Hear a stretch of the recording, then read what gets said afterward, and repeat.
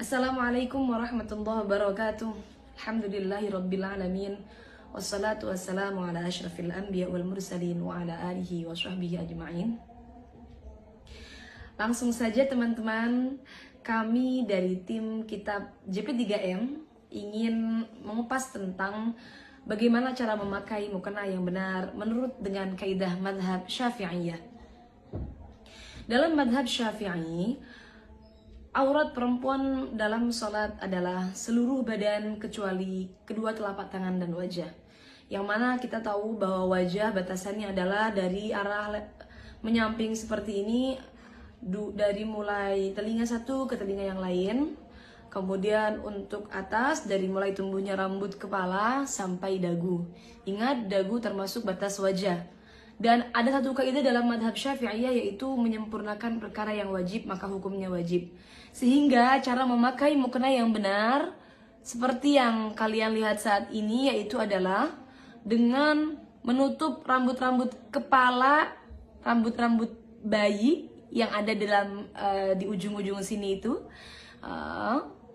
Kemudian dengan menutup dagu tidak terlihat, karena ini termasuk menyempurnakan perkara yang wajib.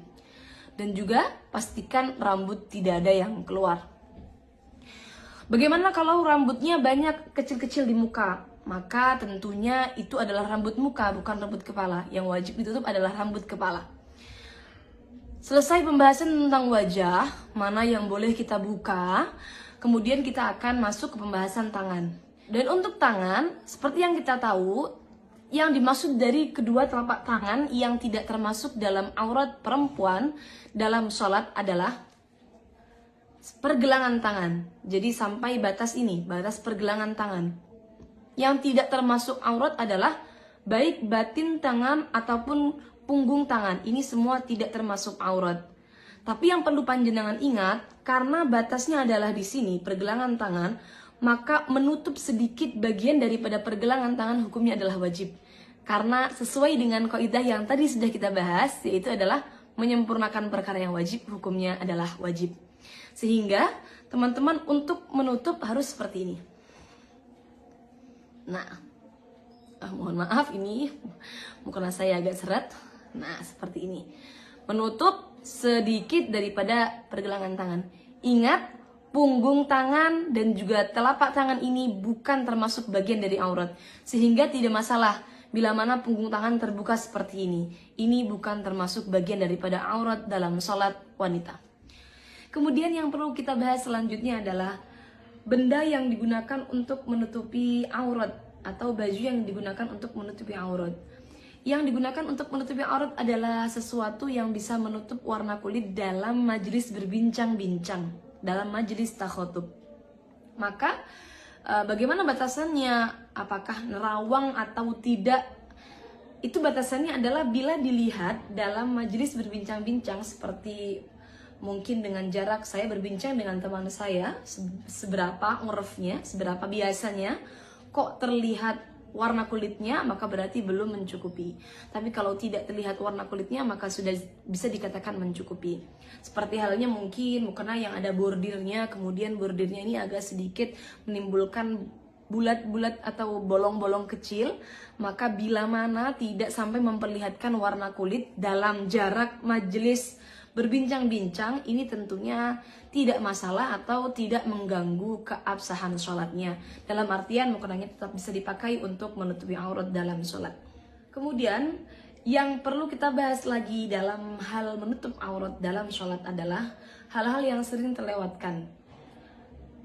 Yang pertama adalah longgarnya mukena, tangan mukena yang dipakai, sehingga ketika longgar maka ini akan turun sehingga memperlihatkan pergelangan tangan yang tadi, yang mestinya tetap wajib kita tutup ya. Kemudian tidak menutup bagian dagu, biasanya menggunakan mukena seperti ini. Nah, ini memperlihatkan bagian bawah dagu, yang mana ini termasuk aurat dalam sholat. Kemudian kebiasaan yang salah adalah tembusnya rambut-rambut di belakang kepala ini. Karena perempuan biasanya rambutnya panjang, kemudian ketika digulung ke atas, maka rambutnya tembus ke mukenanya sampai keluar. Nah, ini juga perlu diperhatikan, jangan sampai tembus.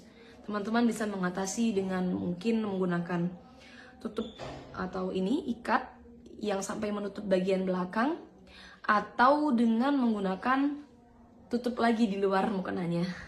Jadi pastikan jangan sampai terlihat dari belakang. Kemudian selanjutnya yang sering terlewatkan adalah perlu diingat bahwa batin telapak kaki itu tetap termasuk aurat perempuan dalam sholat. Sehingga ketika sholat maka pastikan ketika dalam keadaan sujud batinnya tertutupi.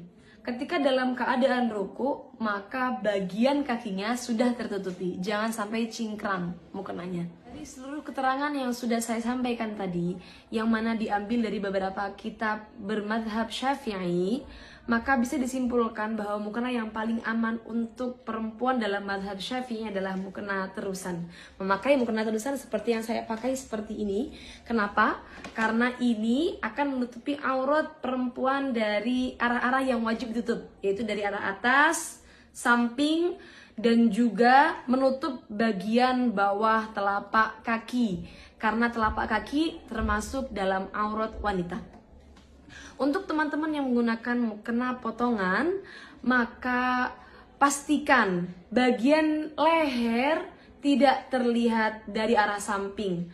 Kenapa? Karena kekurangan dalam mukena potongan adalah ketika berdiri, ketika ruku, ketika mengangkat tangan, maka bagian lehernya tetap terlihat. Ini dari arah samping, bagian lehernya tetap terlihat. Walaupun toh sudah seperti ini. Kenapa? Karena pasti ada bagian-bagian longgar yang memperlihatkan bagian aurat lehernya. Kecuali bagian lehernya sudah tertutup sempurna, mungkin dengan menggunakan dalaman jilbab yang dimasukkan ke dalam pakaian.